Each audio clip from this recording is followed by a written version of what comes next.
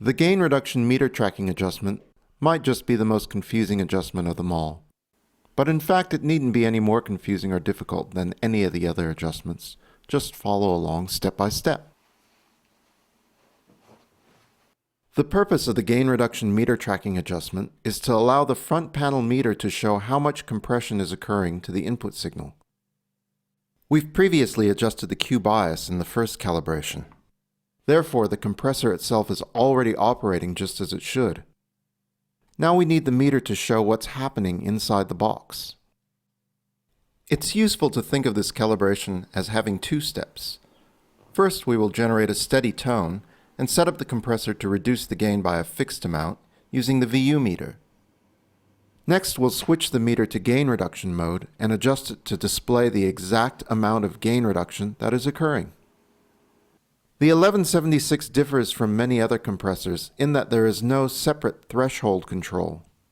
The threshold is set internally according to the compression ratio selected. As you turn up the input control, the incoming signal increases until it reaches this internal threshold. It's a subtle but important distinction to make.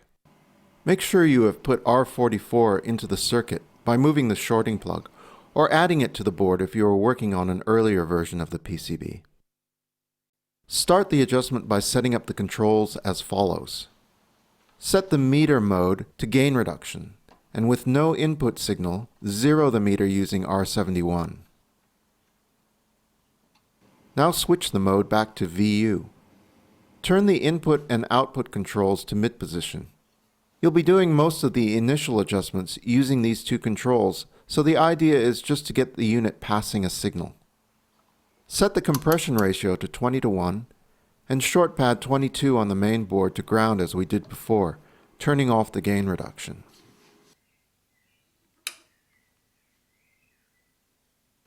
Apply a 1 kHz 0 dBm signal to the input and adjust the output control until the meter reads 0 VU. Remove the shorting lead and observe the drop in the output signal. If the reading falls short of -10 dB, then turn the input knob up. If you see a reading of more than -10 dB, turn the input control down. Replace the shorting lead to turn off the gain reduction and adjust the output control to show 0 VU again. Now remove the lead and observe the drop. You want to adjust the input control to create a drop of exactly -10 dB when you remove the short between pad 22 and ground. This will probably require a lot of trial and error.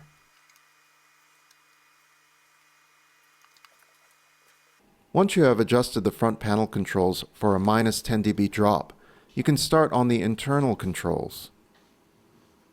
For the second half of the adjustment, don't alter the input or output controls on the front panel at all, or you'll have to start all over again.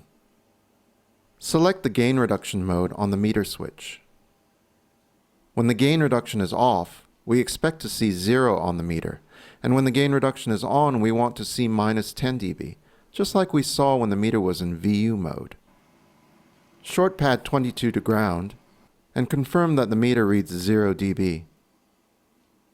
Now remove the lead and turn the tracking adjust trimmer until the meter reads -10 dB.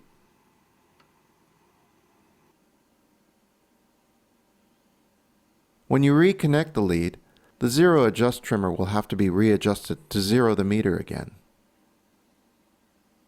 Now remove the temporary lead again to turn on the gain reduction.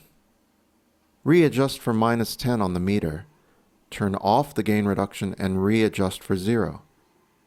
Keep repeating these two steps until both conditions are met.